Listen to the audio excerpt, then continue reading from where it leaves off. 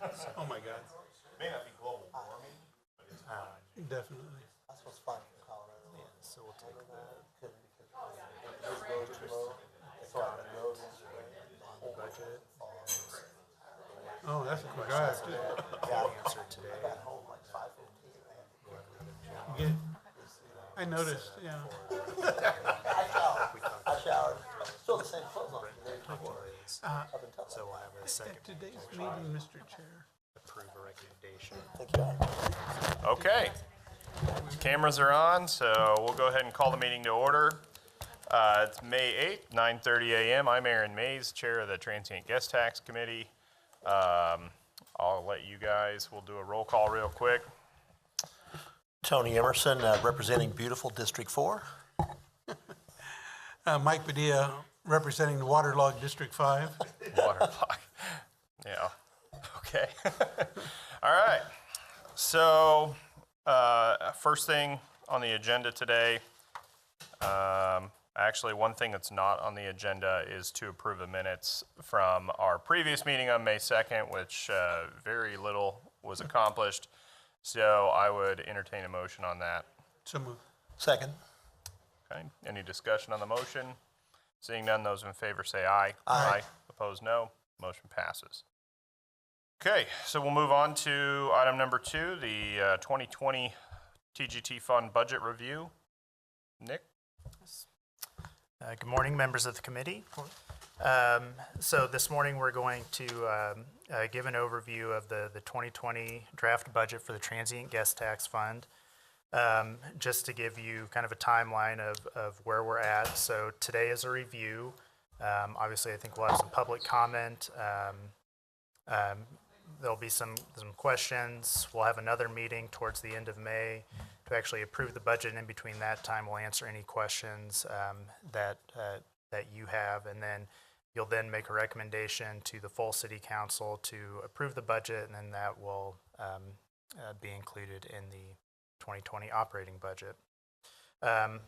So before I dive into the 2020 budget, I want to just give a brief overview of how the budget is put together for the transient guest tax. So it is a 7% tax on room night stays in the city of Topeka, and it is used to support tourism, support city facilities connected with convention and tourism, to defray the cost of providing operational services for a convention and tourism function, to create innovative projects and activities, and to promote general economic welfare of the city and its environment, including the attracting industry. So there's a 5% base, and that's largely what that supports is that. And that it's based on a formula, so 2% is taken off of the revenue that we receive, and that goes to an administration fee. Then 80% of what's remaining goes to Visit Topeka, and then an additional 10% goes to the Visit Topeka bid fund, and then the remaining 10% of what is left goes to the Topeka Zoo through a general fund transfer. We also have a 1% tax for the Sunflower Soccer Complex, and that was adopted in 2012. It sunsets on December 31st, 2032. Largely, the bulk of that goes towards a lease payment for prior facility improvements at the complex, and then earlier this year, the TGT committee passed an additional $560,000 for further improvements at the fund at the complex. So when we're looking at, and I'll talk about the 1%, the second 1% allocation in just a moment, but when we're looking at contingency and fund balance that builds up, it only builds up in the Sunflower piece, because the other two, the 5% base and the 1% allocation for special projects, are based on a formula. Whatever we collect, we distribute to those groups based on that formula. And so when you'll see that there's a contingency line that's all being generated from the Sunflower Soccer 1%. And finally, there's a 1% for special projects. That was a resolution adopted in 2015. Sunsets at the end of 2027, and that's for 4 projects for the downtown plaza for $3.4 million, Jayhawk Theater for $680,000, Constitution Hall for $355,000, and $300,000 for the Evel Knievel Museum. And again, there's a percentage that we send to those groups. We send them when we get TGT revenues into the city. We send them an email. They send us a report on what they've done in that quarter, and then we distribute the payment to them. So for 2020, we are proposing a change, and that is out of the TGT base, which is the 5% base. We are proposing $100,000 in a $100,000 transfer to the general fund for special events. And the city, out of the general fund, through a number of various functions, pays about $200,000 through staff time and work for special events within the city that support tourism, neighborhood development, and such. And so we believe that this is an appropriate use of TGT-based funds, and we are proposing that, and that is the main difference between past TGT budgets is that $100,000 allocation. So that is where we are at today. Okay. Councilman Emerson? Thank you, Mr. Chairman. Mr. Hawkins, do you happen to have a printout? I mean, I have it here on my computer here, but I don't know if you might have copies of that too. The budget Yes. piece? Yes, I can pass these out. And I don't know, I don't know if people in the audience have the ability to see that or have seen it. Definitely pass these out. You have enough copies? No, I bet there are copy machines in this building. No, probably not. Thousands and thousands of copiers. Thank you. That's all. Just help me to follow along. I finally found it on my computer here. Yeah, this makes it a lot easier to follow. Any discussion on any of this? Councilman Padilla? Thank you, Chairman Mays. Nick, could you go back over again what the 100,000 K transfer would cover? You mentioned staffing and of the like. Can you be a little more specific about what that would cover? So an example would be overtime for police who are I'll just throw out the jazz festival as an example. So they are providing service at that event, security. Another one that's big are barricades, blocking off street traffic and things like that. And I can work to send this out, but we do have a list of what that $200,000 is. It's still being finalized for 2018 on what those expenses are, but I can send that out to the committee if that's helpful. Okay. Any other discussion? Thank you. Would it be appropriate to open it up for any public comment? If there's anyone that would like to speak to this item?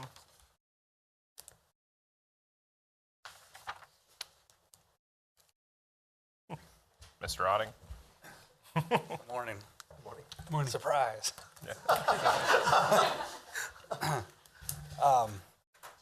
Good morning. Thanks for having me. Brett Otting, President of Visit Topeka. This is the fourth year in a row now that I've came up here and had this conversation. Many of my notes, it's getting easier every year to write my talking points because a lot of them I just regurgitate year after year. But this year I have a couple different things that I want to talk about. I have two dates to lead off with. First date, May 24th, 2018. Article from the Capital Journal. Census Bureau, Topeka population falls for the 6th straight year. Second one, April 23rd, 2019. Capital Journal article. Census Bureau, Shawnee County population falls for 3rd straight year. What Visit Topeka, what Downtown Topeka, Arts Connect, other organizations like that do is enhance and improve the quality of life of Topeka. For the better part of a decade now, the focus has been on quality of place, quality of life, attracting and retaining young talent, attracting and retaining families, and Visit Topeka and those other organizations are the marketing and communications arm of the city. And most businesses know that the last thing you want to do when things are not going well is to cut your sales and marketing team. What we do at Visit Topeka is economic development, which means that we have a very specific return on investment for what we do around here. Yesterday, Councilmember Mays was at the Topeka Lodging Association banquet. This is National Travel and Tourism Week, where me and my staff are advocating and highlighting all the impacts that travel and tourism has on the city of Topeka. This is going around all over the country this week. And I talked a little bit about the impact that it has on Topeka. A couple numbers that I threw out there was that through a study by Oxford Economics last year, we had a impact of $377 million in spending in the community from travel and tourism. And if you look at the tax implications for that, which they track that as well, that is $34 million in local tax collections for the local area. At this banquet yesterday, I asked everybody if they know what $34 million would get you. It can get you three things as an example in Topeka and Shawnee County. First, $34 million would cover every police officer for the entire year. Second, it could cover every single bit of the fire department budget for the entire year. Another example would be that it would cover the entire Shawnee County Sheriff's Department budget plus the entire Shawnee County Parks and Rec budget for an entire year. So what we're doing is bringing money into the community. All these organizations are. I have a couple sheets to hand out to you. Thank you. Thank you.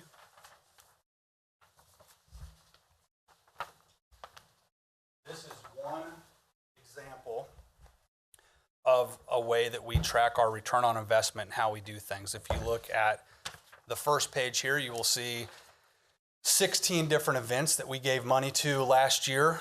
We paid $153,000. I used this one because it's not too far off from the $100,000 that's being requested from the city staff. Of that $153,000, we brought in 75,000 people to the community who paid $492,000 in sales taxes. These are just 16 events. That sales taxes were $5.3 million. And if you want a real world example, flip it to the back page. Blizzard Bash is a demolition derby that takes place at the Expo Center. Blizzard Bash has been named the #1 demolition derby in the world. Kind of obscure, it's like demo derbies. What kind of impact does that really have on a community? Well, we track all of that. And we track it very well. We work with the Expo Center. So in this one example, we gave them $15,000 to continue to come here. $15,000 every year we pay them. They bring in 15,000 attendees that have a direct spend in the community of $788,000, which equates to $72,000 in sales tax collections to the city and the county. That's just one event. So we're talking about what would $100,000 taken away from the Visit Topeka budget do? Well, right here's an example of taking $15,000 would result in the city losing an already $72,000 that they receive. I could stand up here and make a very compelling argument that in an era where we are fighting population decline and trying to figure out how to bring more people into the city and bring more revenue into the city, you should give me more money. Because what we do is we make money for the community. $100,000 would be a 7% cut in the Visit Topeka budget. It's not huge, but it's substantial enough that it has implications for how we do things. The Visit Topeka mission, much like Most tourism organizations' missions are not to create events and facilitate events. The mission is to bring people to town, typically through ball tournaments and conventions and leisure travel. But we know that the situation that we're in Topeka, we know that we need to turn the tide and we need to improve quality of place and quality of life and do everything that we can to try to help, which is why Visit Topeka does events, unlike many others. But if we were to lose $100,000, we would probably cut some of those events out first, because we have to stay true to what our mission is and what that money was truly given to us for. Now, those events do bring people in from out of town, but most of these events that we put on are predominantly for the community. There's a couple events that bring a good deal, but these events like the Jazz Festival, 5,000 or 7,000 people, most of those are all from Topeka. So that's not true to the full mission of what Visit Topeka does, but we still do it because it helps our local community go to an event, post how much fun it is in Topeka, put it on their social media, and hopefully their friends and family see that there are things going on. They become an extension of our marketing team by posting on social media. So that's why we do that.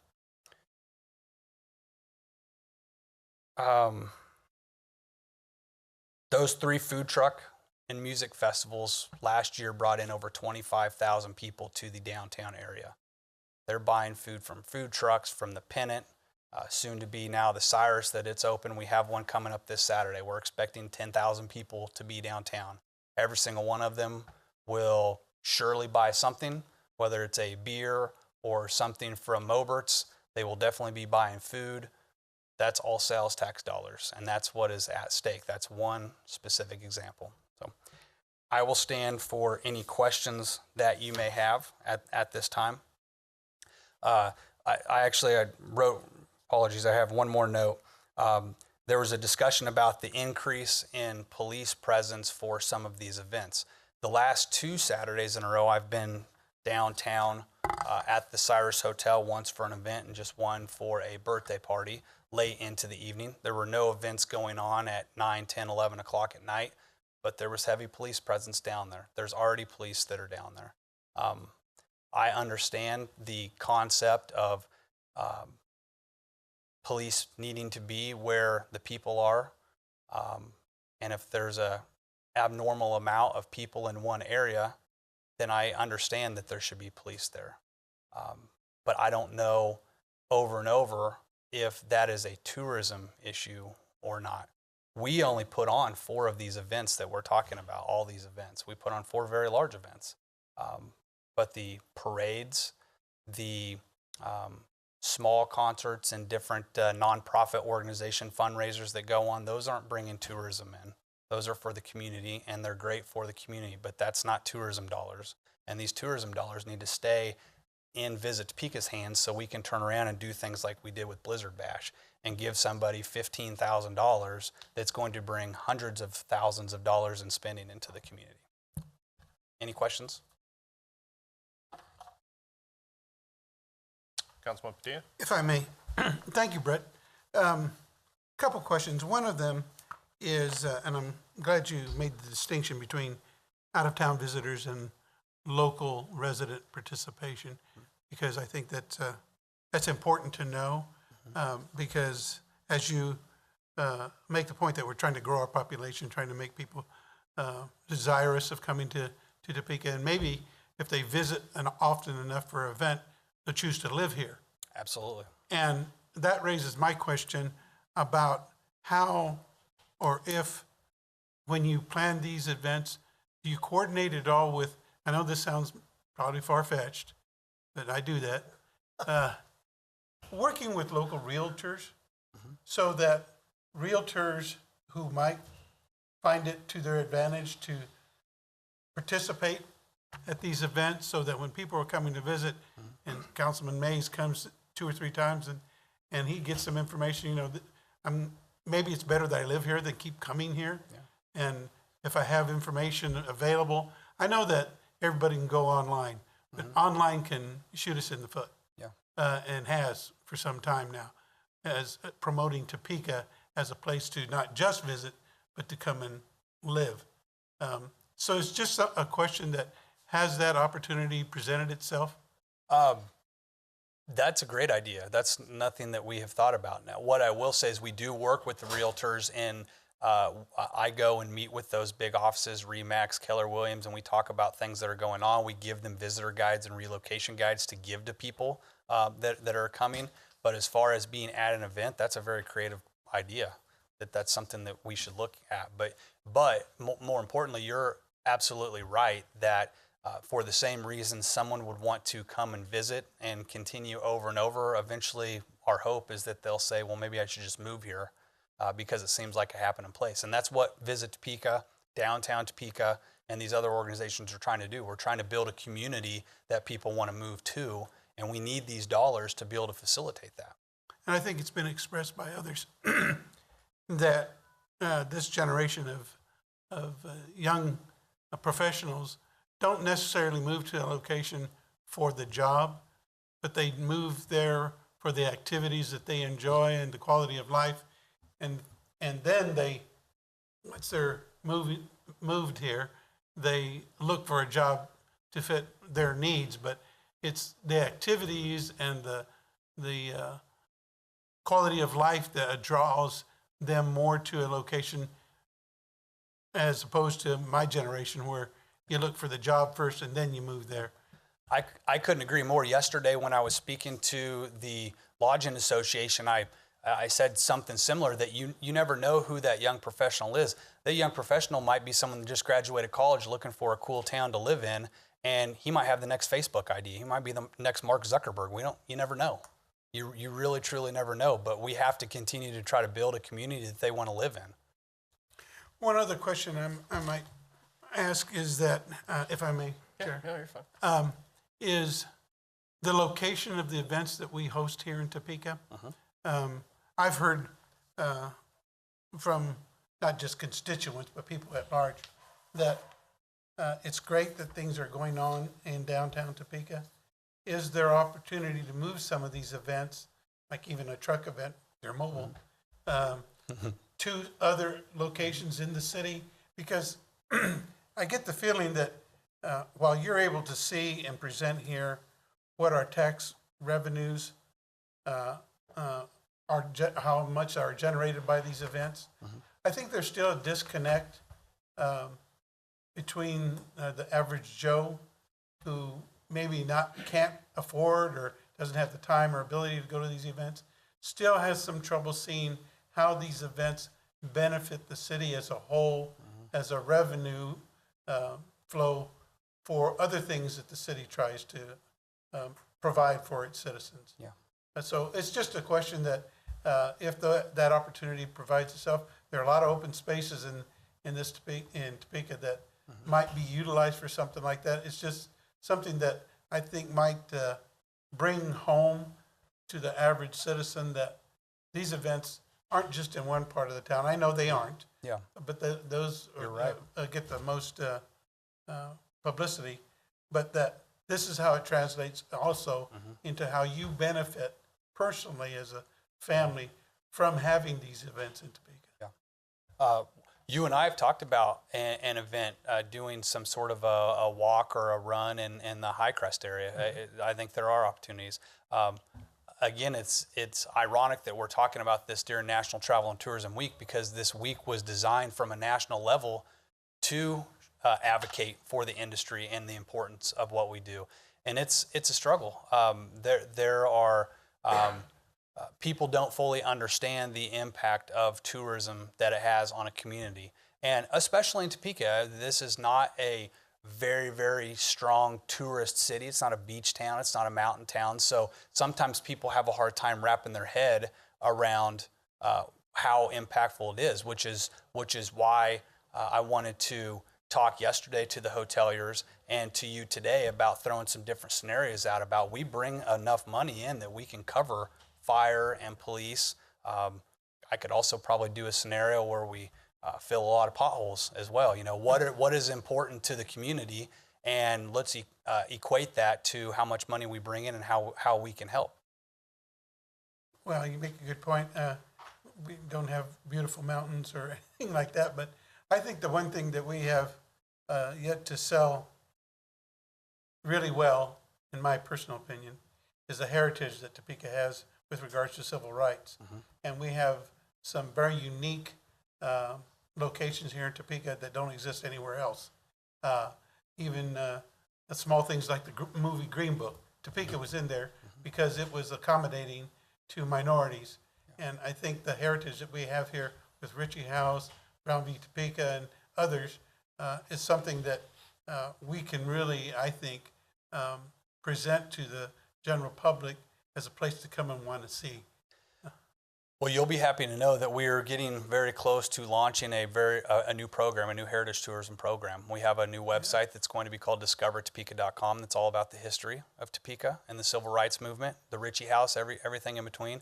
And we're also creating a passport trail program where visitors can come get this little passport book, go to each one of those attractions, learn about it, get it stamped, and then at the end, if they fill the passport and they go from the beginning of Kansas's history to the present to all these different places around town, then they will get a T-shirt that talks about the heritage in Topeka. So we are very close to launching that right now. The first thing we've been doing is working with Brown versus Board on their 65th anniversary, and our staff has built a website just for that 10-day event that highlights everything that's going on next week as well. Thanks. Well, thank you. That's good news. Yeah, absolutely. We're very excited about it. We have published a couple ads nationwide about Brown versus Board in the 65th anniversary, and we will continue to place ads along the Civil Rights Trail that's fairly newly developed that starts on the East Coast and it actually ends here in Topeka. Topeka is the last stop of that Civil Rights Trail. And there will be advertisements in those cities trying to get people that are interested in heritage tourism and the civil rights movement to come to Topeka. All right. Thanks, Brett. So I think we probably need to try and bring the conversation back to the budget. And so is there any, would you have any questions about that? Yes, thank you, Mr. Chairman. Mr. Otting, as you said, I know this is the third year, maybe the fourth year in a row this has happened. First of all, I want to say, don't feel like you're getting picked on. You probably do.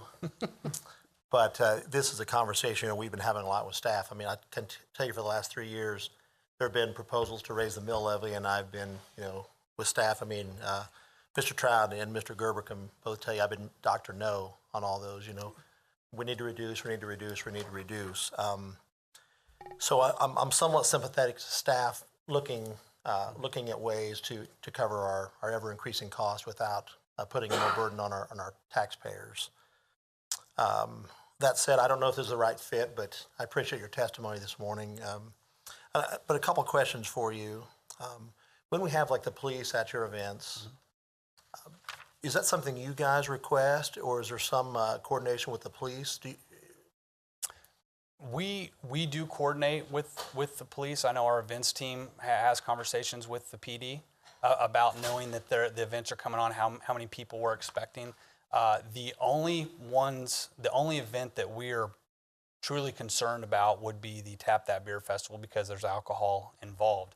And we have actually hired off-duty police officers the last couple years as well to help with that, off-duty security to help with that as well. But the PD is there, and I think the last couple years it's been the bike team, the bicycle team that's been around there. But they do know when our events are taking place, and they're aware of the times and how many people we're expecting, if there's alcohol involved and so forth. Okay, thank you. And if I may just follow up.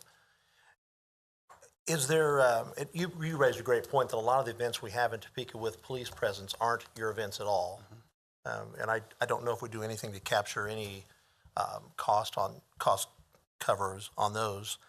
But is there, and I'm hitting you cold with this, so if you don't have an answer, that's fine. But is there any amount perhaps on a per event basis that you might be comfortable with? Like I said, maybe a cost sharing. I absolutely love what you guys do for Topeka, and I've always appreciated that you operate on a cost benefit basis, and you're always looking for a positive return. I love that about you guys. At the same time, trying to be fair to all of our common taxpayers. I'm just wondering if there is some way for some cost sharing and, for all the events, not just yours, but maybe the parade, maybe there's a certain amount that needs to be put in. Is there any ideas on that? I do have ideas. Fantastic, please. or I have numbers. Okay. I talked to the events team right before I came over here to make sure my numbers were straight. There's a permit fee of $50 to host an event in the downtown area. Even we think that that's incredibly low. If you're talking about the St. Patrick's Day parade, $50, that's not very much money. Then there's also a debris deposit that is between $200 and $500, depending on the number of people that you are expecting. After the event is over, assuming that the debris has been picked up, that money has always been returned. And I know for us, it's always been returned, and I do believe most others, because if Vince Fry was here, president of Downtown Topeka, Vince is very adamant that his team, led by Paul, his maintenance team and cleanup team, they are down here at 6 a.m. on Sunday mornings after Saturday events, cleaning the whole area. And that is coming out of Vince's DTI budget. So I know that from our perspective, our money has always been returned because the city makes a drive-through and says, looks pretty clean to us. And that's through a combination of us cleaning up our own event and then Paul coming down the next morning and kind of fine-tuning everything. And I know that he does the same for other events as well. We've seen, now that we're all under the partnership, we see a lot more communications together. And I know that city staff has sent some emails as of late, St. Patrick's Day Parade being one of them, thanking Vince and his team for doing a great job cleaning everything up.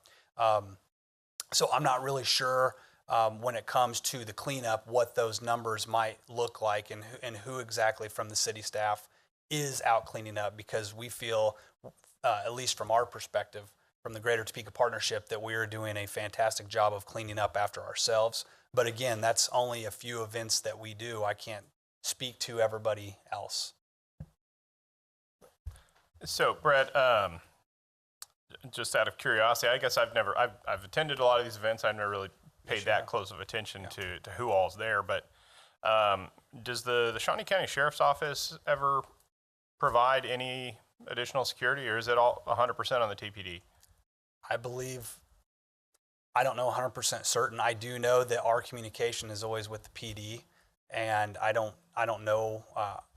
I can't say that I've never not seen a sheriff around that is actively working. I'm not sure. I can't really answer that. I know that we're not communicating with them at the same level as we are the PD. And a lot of that was spurred the last couple of years from the downtown substation and the police dedicated to downtown. That's a lot of what that communication, from my understanding, who we're communicating with. We're communicating with the downtown officers. Okay. Well, I think that might be an easy way to maybe take some of the burden off the city. But then also I wanted to ask, and maybe this is a more appropriate question for someone else. What is the typical cost for the barricades? I know that they set them up, fill them with water. I know often they've had townships come and help out with that, from what I understand. So, I mean, I texted our events team when the barricade question brought up. I said, so I do know that we pay what I feel is an obscene amount. I've seen the invoices before. We pay a lot of money for barricades. I do know that there are also some barricades that city staff puts out. A lot of times they have the public works and the jail, those in jail help put those out as well. It is our responsibility to move the barricades. They put them on the sidewalks. It's our responsibility to put them out and move them back. My events person, when I asked, does the city pay for barricades or do we pay for them? She said, we do, but some of the money we get back from our own funds, which means that I'm paying her from a different fund that we have. So I don't know the 100% answer. I do know that some of them, if you're talking about the Type 3 barricades, we rent from a different company. The barricades that are what are the water ones called?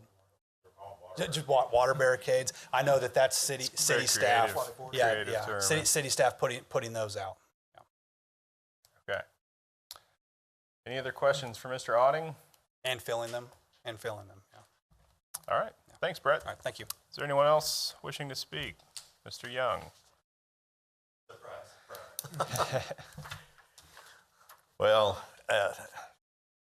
Brett's given you a lot of numbers and that show the impact, the financial impact of any decision to divert sales and marketing dollars away from their intended use. And I guess what I'd say this morning is that now, and by the way, I didn't say I'm here on behalf of the Topeka Lodging Association. I just kind of assumed that everybody knew that. But now you can choose to take stock in those numbers or you can choose to ignore them. And I think to ignore them goes against everything that has been accomplished over the last 3 or 4 years with respect to improving the status of the city of Topeka as a destination. And that's really what it's all about. We're trying to improve the role of the city as a destination. And Brett and you all have talked about a lot of that from different respects already. So, and as it's been said, I believe this is the 4th year in a row we've been put in the position of having to help you decide how to properly use these transient guest tax dollars. And it goes without saying as I get deeper into my comments that some of what I'm saying has already been stated by Brett in his comments, but it is ironic that we stand here in the middle of National Tourism Week discussing how to best utilize transient guest tax dollars. The Topeka Lodging Association, and I suspect you're aware of this, has gone all in its commitment to grow travel and tourism here in Topeka. And just to recap a little bit, before I do that, and Brett's already made reference to the banquet that we had yesterday. Yesterday was our 12th annual Awarding Excellence Banquet. Councilman Mays was there and had the opportunity to witness the commitment and dedication that our employees have to their traveling public and the steps that our folks go to through their actions to ensure that the traveling public sees their time in Topeka as time well spent. My recap would be just to remind you of the history of the last 3 or 4 years that the city had to approve. We understand the city had to approve and allocate the transient guest tax dollars proposed several years ago to build a plaza. But the bottom line is that would never have been accomplished at that time if it had not been for the efforts of the Topeka Lodging Association.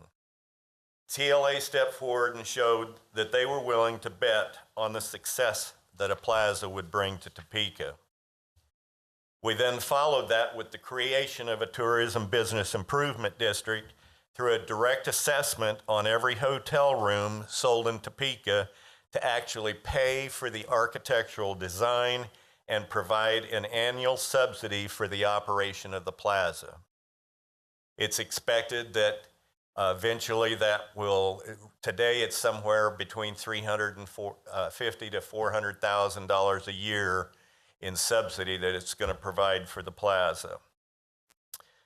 Please know and recognize that when this T-bid was created, the expectation of our members is that the plaza will increase our occupancy from its current levels. And I did some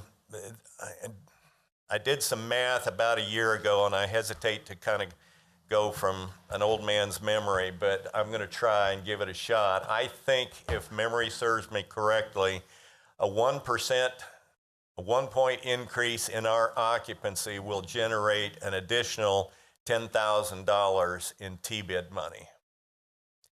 So for every percentage we go above our current citywide average, that will generate an additional $10,000 in T-bid money to go to subsidize the operation of the plaza or to be used for some other related expenditure. It could be capital improvements to, ongoing capital improvements to the plaza. It could be any number of things. Now, after all of that has been accomplished, the proposal on the table is to divert money that will be utilized to market not only the city, but ultimately the plaza. And that's where we see this as being a real problem. We're intending, or the proposal is to divert that marketing money to a non-revenue producing part of the administration of city operations. And I've got to repeat something that I probably said at this podium this time last year and maybe a couple years before that. We all want Topeka to grow. I don't think there's a person sitting in this room that doesn't want Topeka to grow. We want it to become a destination. We've talked about people moving here and attracting people, making Topeka attractive to move to. So if we truly want that, and you've indicated already that, there's got to be a recognition that there's an expense that goes along with that after the fact. You don't build paved city streets and add 5 miles of new streets without recognizing that there's going to be a cost, a maintenance cost with that down the road to remove snow, repair potholes, or whatever. So I think there needs to be a continued effort to do what you're doing, but I would challenge you to find some other source to fill that gap. I'd be interested to know what the sales tax revenues for the city have been for the last 5 years, and I suspect it's been increasing. I hope it's been increasing. But anything that takes away from the marketing effort to market Topeka as a destination and a quality of life, truly a quality of life destination, will hurt in the end. So I would just ask this morning, and I don't want this to be an emotional appeal as much as a fact-based appeal. I would ask that on behalf of the commitment of the industry, of our industry, and what we've brought to the table in terms of trying to move this city forward, and the employees that were so duly recognized yesterday, and some of the stories that we see every year in that awards banquet are just amazing. But these people are working hard. I would just ask that you recognize that taking that $100,000 out of Brett's funding is the wrong decision, and let's find a better way to do it. And with that, I'll stand for any questions. Thank you, Mr. Young. Any questions for Kurt? Okay, thank you. Mm-hmm.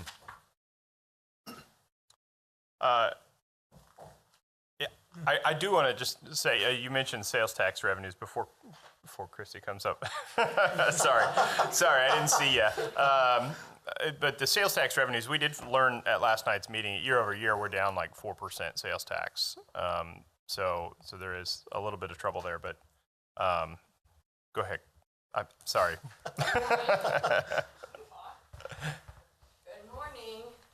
I'm Christy Clacy. I am the chair of Visit Topeka this year, but I am also the executive director of the Kansas Society of Association Executives. So I'm going to tell you a little bit about that because I think sometimes that gets overlooked in these conversations. The Kansas Society of Association Executives is an association of Kansas associations. So I have 105 state-based associations. It is the Kansas Bankers Association, the Kansas Dental Association, Kansas Grain and Feed Association. Let me tell you, there is an association for every profession in this state, and my members are all state-based. Last year, my members had conferences with 95,000 attendees. They booked 42,000 hotel room nights in the state. My association published a quarterly magazine. Every CVB in the state is a member of KSAE, and they're all trying to get all these conferences and seminars. This is this month's magazine. It's all about Topeka and why all my association executives should be bringing their meetings here to Topeka to book their 42,000 room nights. But let me tell you where they're going. Not all of them. Some of them come to Topeka. Wichita, Kansas Bankers Association will hand them $10,000 to have their conference in Wichita. Bankers needs the money. Well, Bankers is probably not a good example. Grain and Feed needs that money. So they will take that $10,000 and bring their 500 attendees for their 4 room nights to Wichita. That $10,000 incentive, Visit Topeka knows, is a huge draw. We can talk about events all day long. I mean, and quality of life, I've lived here my whole life. I love Topeka. I mean, I'm going country music this Saturday with my kids. That's great. This money needs to be used to promote tourism and bringing people to this city. And if you bring the dentist from Salina to Topeka and he has a great experience, he moves. You get your young professionals. So I would say this $100,000 for events is fantastic. $10,000 to get 10 meetings here and conferences and bring hundreds of thousands of people into this city from the state of Kansas, not from Texas, who are never going to come back, but from within the city, is a much better use of this money. So I will stand for any questions. And now I'm going to sit down. All right. Thank you, Mrs. Clacy. Anyone else wishing to speak on this? City manager? I'll go after. Okay. Mr. Duncan. Spencer Duncan, I had no plans to speak today. I didn't even know this was on the agenda, which is why I come to these meetings. So this is a little off the cuff. Just get your written comments to us. That's right. Those will be longer than this. This will be quick. And the only reason, as I sit here listening to this, my perspective is as both a board member of the Topeka Performing Arts and an advisory board member of the Kansas Expo Center. And as Brett said, a few things that popped with me. So I won't stand here and tell you I think this is a great idea or the worst idea. I'll just give you some perspective and a few quick numbers off the top of my head. For instance, some of the money that gets used, TPAC doesn't receive a lot of those dollars. I think last year it was about $10,000 that Visit Topeka gave for 2 different events. But in one of those cases, that event was $5,000. I will say Visit Topeka does a good job of putting some appropriate strings attached to some of those dollars, i.e. one of our promises and deal with them in some of those is that we will use those to market outside of Topeka. So we market Jackson County, Osage County. So last year we had a magician come. It was a fundraiser for the Topeka Performing Arts Center. It was $5,000 we got from Visit Topeka. We know that about 250 people who came to that event, because we track every ticket sale based on zip code, were from outside the city of Topeka. The average number tells you that on average, someone who visits Topeka for an event at like TPAC or something will spend about $40. So if you do that math, that's $9,000 plus that those people from outside of Topeka, just in that spending from $5,000 brought back to us at TPAC and to the city of Topeka, not including the money that was then also raised from that fundraiser that helped benefit TPAC, which, as I constantly remind people to annoyance, is a city-owned facility. From the Expo Center's perspective, I will tell you, he mentioned Blizzard Bash, and that is it's a national promoter who does that, but who had done some events at TPAC, and I want to say we're in year 4 or 5 of that. Again, I can't remember. But that event went from sort of this idea of a regional little event to 4 or 5 years in has now become this sort of national, it's now a multi-million-dollar event. And I can tell you, without some of those dollars a few years back, of the $10,000 and $15,000, which again were used to promote outside of Topeka, I don't know that event would have taken off the way it has. And that promoter does another event at the Expo Center and is looking at doing some more stuff there. So again, I just want to give you some real numbers into what some of those dollars have actually meant from those 2 boards, and leave you with that. If that helps or hurts the cause, I don't know, but there you go. Okay. City manager?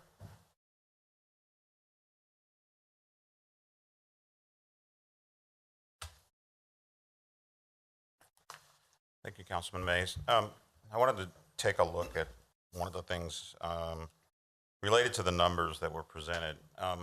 Brett, are these the total sales tax dollars that are created?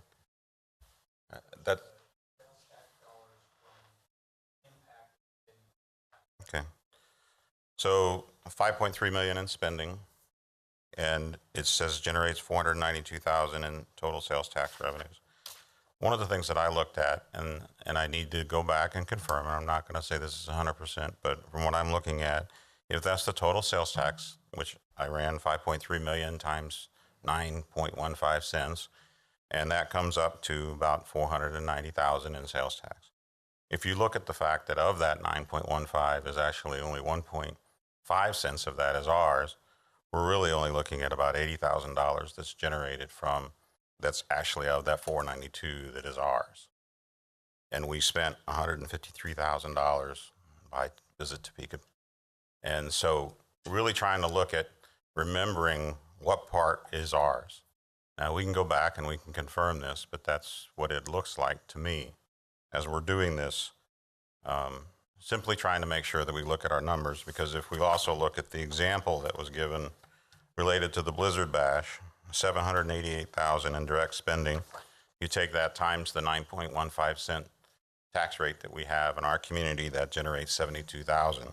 But of that, 11,800 is ours. So I want to make sure we're doing the math right in regards to what our actual benefit is to our coffers versus what total sales tax is generated. And that's not to discount the fact that these events are very important for our community, and that's what we're talking about. The reason that we brought this forward is we're struggling with a shortfall within the budget, and we're looking for opportunities. Now, one thing that was mentioned was that maybe we need to look at how much we're charging for events. Oftentimes, I think we looked at the $50 that we charge as being something that's reasonable, because oftentimes the parade events are put on by individuals within the community that are doing it on a volunteer basis, and so we want to be very friendly to them. That doesn't mean that we can't look at maybe also a change in our fee schedule depending on what type of event we're dealing with here. So I think that's something that we need to be considering. Last year we looked at 50,000. For us, this is one of those things that we're just trying to find what types of sources do we have. We're coming up, the latest calculation we had was about $4 million in shortfall for our operating budget, our general fund. And so we're looking at all options. Now, maybe this isn't the best one, and we look at something else instead, because they do get a return on investment on their money. So that's one of the things that we need to look at. I obviously owe, when I did those calculations, I obviously owe some further discussion, work with my staff.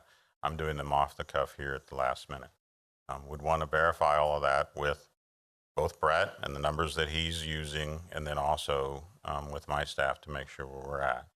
So I'm not going to say those are gospel, but if my math and my review of them shows that's where they're at. These decisions are difficult. These are important organizations. We're partners with them. We want to see them succeed. We want to see what they do, their good work that they do happen. But I think for us, we're trying to look at equity. And if you look at what's important to me is that Brett mentioned that really only 4 of the events that we're talking about downtown are related to his operation that they support, with the different jazz festivals, the other music festivals. And maybe we need to go back and look at the specific costs that we've had related to those events, because we have the numbers related to each event. And so maybe what we need to do is go back and look at what we're talking about for those particular events. And that's maybe what we need to be more realistic about, is the number that we would look at. Because if those do have, and then look at what the tourism impact is expected to be. Brett can provide us some input regarding how many out-of-town visitors are we having for that, in order to determine what the true input we need to receive is. So those are my comments, and obviously this is one little part of what we have as a bigger issue related to our end result with our budget. And I guess for me, I cover one part, but if any other city staff members have anything that they want to add, Jessica?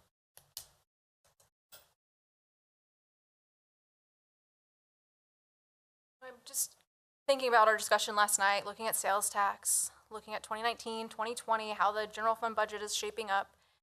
And everybody in the budget department, finance, we recognize our partners and we think you guys do an excellent job. I enjoy coming downtown as well. But I think what we also need to think about is that we've asked our departments to consider 3% cuts. They've given us what they think 2020 would look like if we completed the 3% cut. Quite frankly, we're probably going to have to look at more. Some departments are going to feel the pain more than others.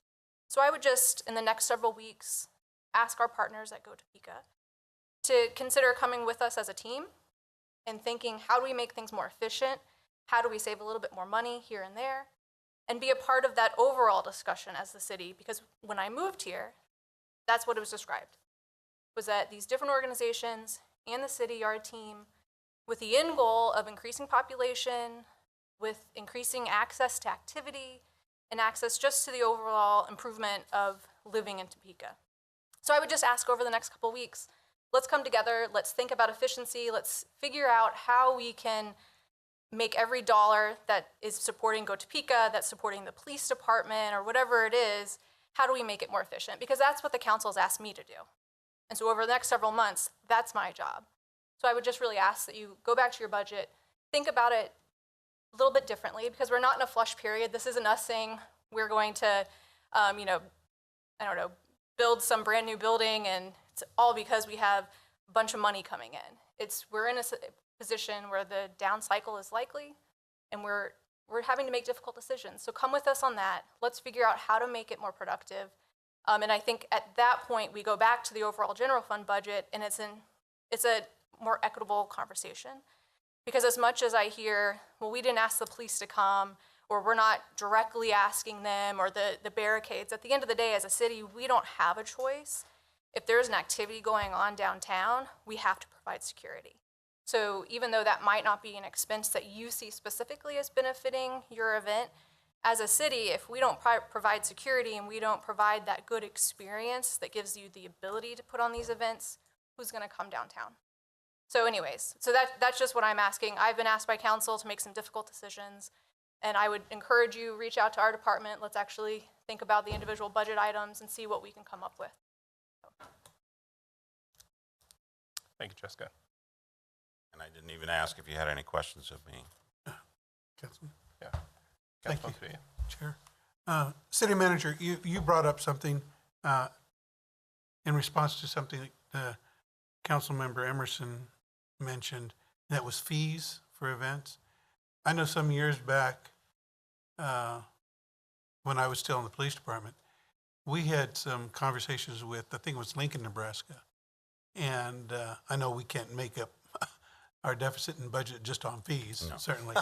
But they did, as a city, come to a realization that, and I don't mean to minimize anybody's efforts in the way of fundraising or good causes, but they were having so many runs and fundraisers and events in the city that it became a burden on its police department to try and meet those necessary security requirements. And they too had like maybe a $50 fee, but they increased their fees significantly. I mean, I think to about $250, $300. And that cut down the number of events that required police to be present to provide security. Now then, that didn't say that those events didn't occur, but they started to coordinate them better and maybe hold 2 or 3 events together so that they didn't happen continuously throughout the year. And that was one way that they tried to control their overtime costs and their personnel costs for providing security for some things. So again, I just, Councilman Emerson brought that up. I think it's a good thing to look at, and maybe our police department can look at that as well. And I know it was discussed within our agency then, but no action was ever taken on it. And I think there was some reluctance to increase fees on people who are just trying to raise money, but the end result is it's a ripple effect. We still have to provide that security, and it costs us funds to do that. Well, and that's one of the things that I don't want to see. I don't want to see events go away because we charge a fee that puts them out of business. And, you know, the comments were made, the fees for barricades are extremely high.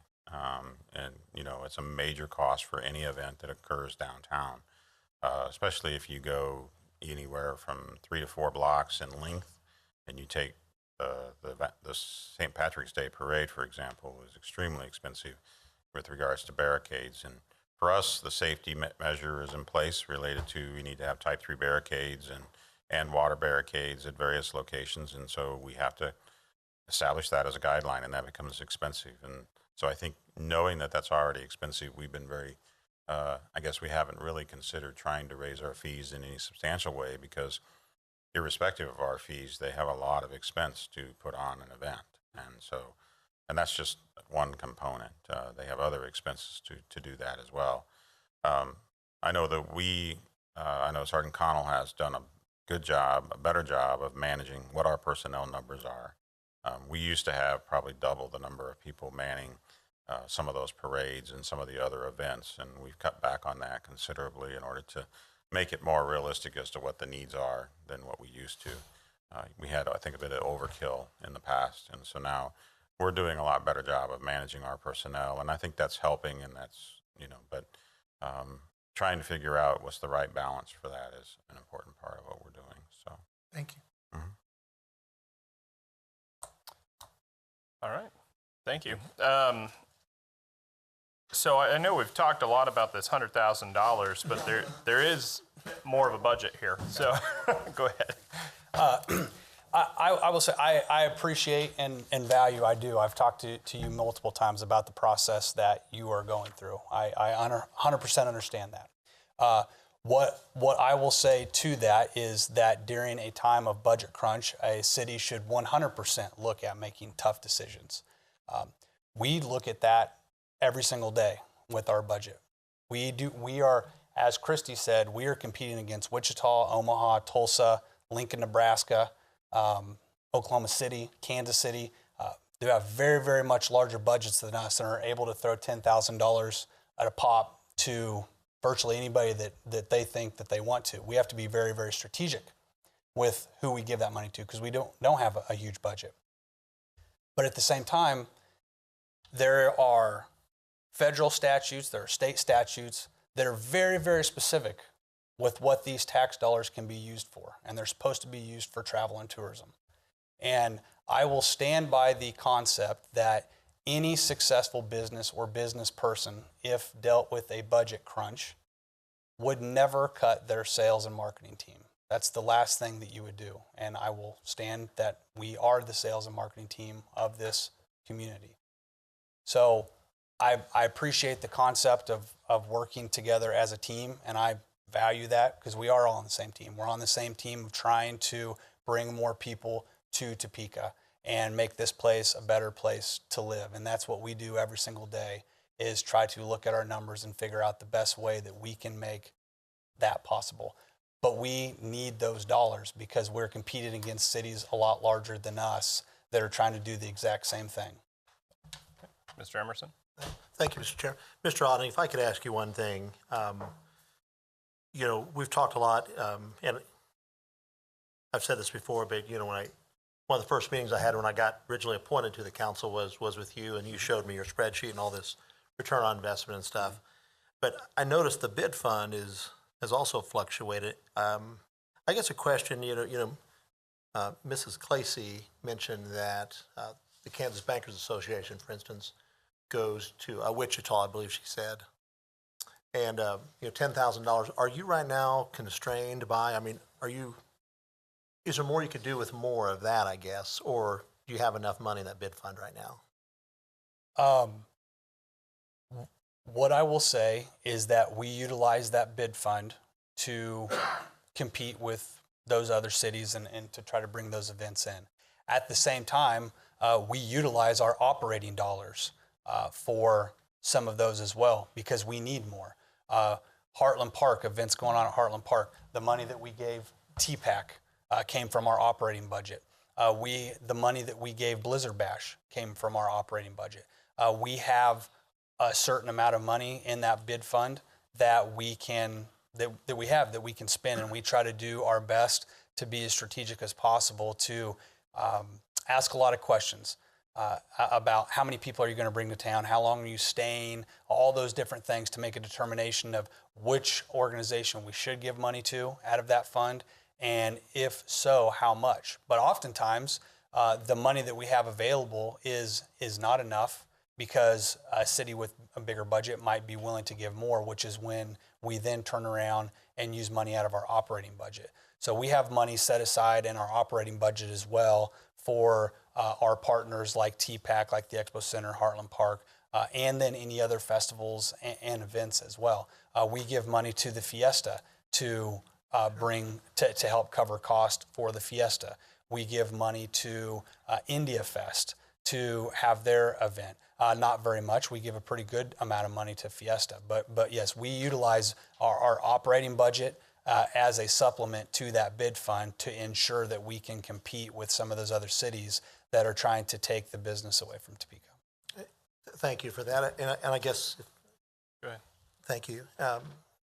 I guess my thinking behind it is, if you ever, at least for me, if you ever see an opportunity where $10,000 is the difference between landing some major thing and not, and you don't have it in your budget, I would encourage you to come talk to us, because to the extent you can show a positive return on investment, those are the types of things we want to do. I think we really need to be opportunistic whenever we can, when there's something like that. So I would just hope a relative small amount of money wouldn't stand in your way of something. A good example of things that we try to do to help ourselves is we have made a bid for the USA Olympic women's softball team, fast pitch softball team, to come here and play a game. They came here 8 years ago or so, and we have beat out some other cities for that to come, but it's very expensive and we don't have that much money in the budget. So what we have also decided to do is we will be the ones, we're working with Hummer Sports Park, that we would be the ones that would sell the tickets as well to supplement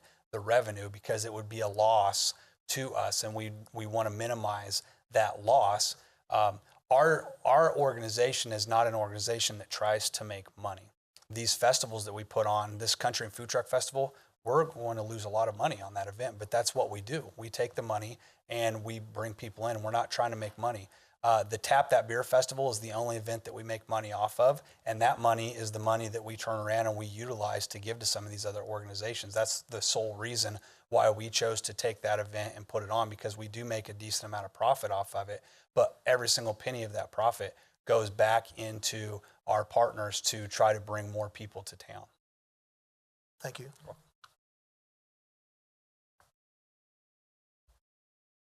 Yes. Good morning.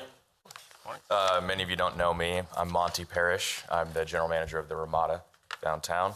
I haven't heard a hotel's perspective yet, so I just wanted to give a little information on that if I could. Brett, you're a lot taller than me. Used to come way down.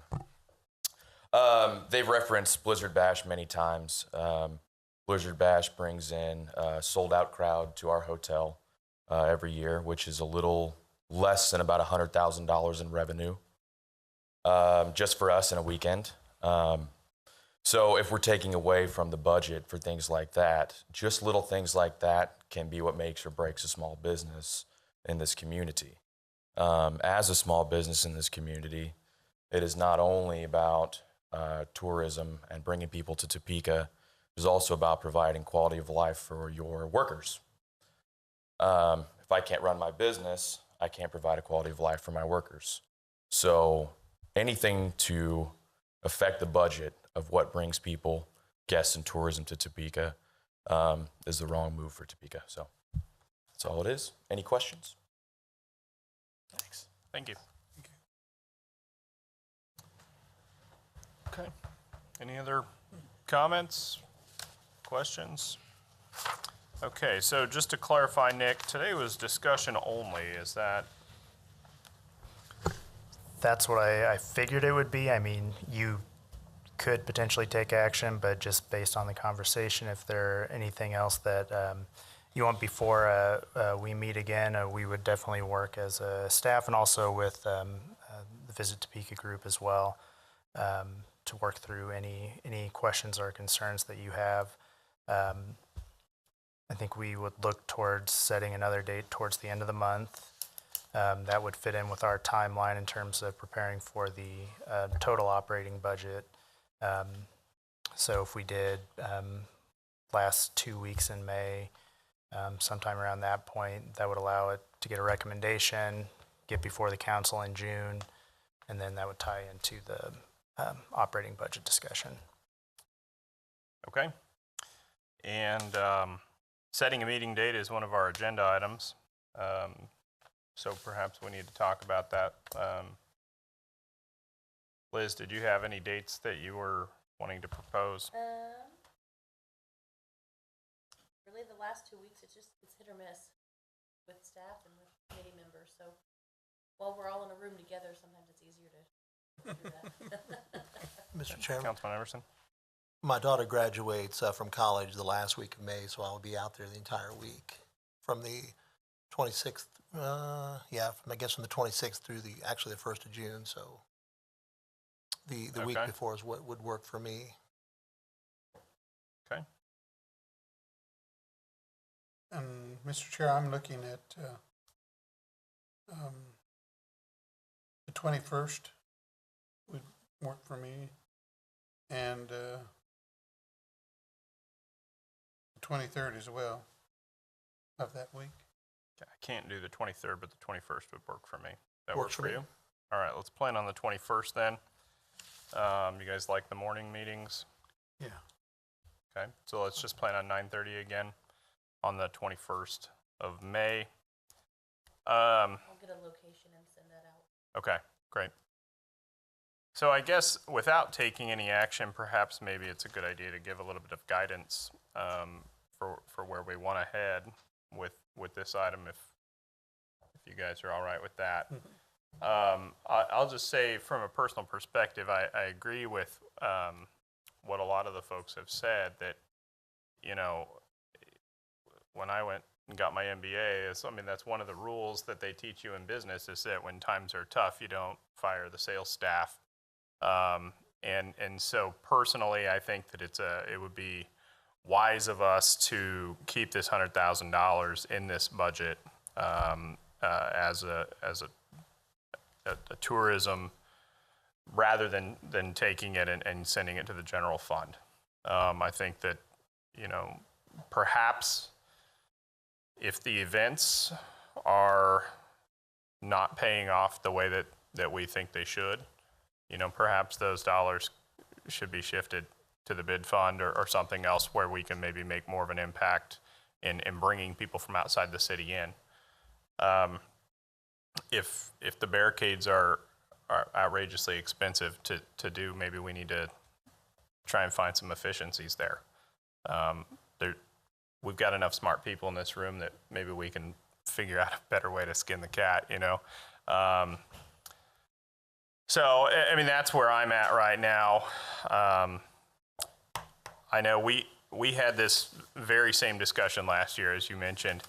At that time, it was a $50,000 request, if I'm not mistaken.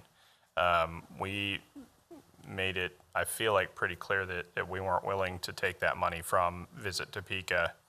And now it's double that is the request. And so while I fully appreciate you guys leaving no stone unturned, I think it's wise of us to keep that money there. So, do you guys have anything you'd like to add, or? Go ahead. Mr. Chair, on the, you brought up a great point about the barricades. I would like to see more information on what those, I'll tell you, my company a long time ago bought our own. Now, when we're doing something, you know, it's 3 miles long, we can't do it. But, you know, for 3 or 4 blocks, I don't know why we don't own our own barricades. Or I mean, are you volunteering MCON construction You know to what? As long as provide we the don't have, I'd be happy to donate them if we're not using them, but I can't always tell you when that See? would be. Any winter events you want to use them for? They're probably available. Teamwork makes the dream work, people. Did you have anything? No, thank you. Okay. All right, well, so the next order of business on the agenda is any other items before the committee. So I guess, does anybody have anything else they'd like to add today? Okay, seeing none, we're adjourned. Thank you, Mr. Chairman. Nice job, Aaron. Thanks. Sorry, got off on a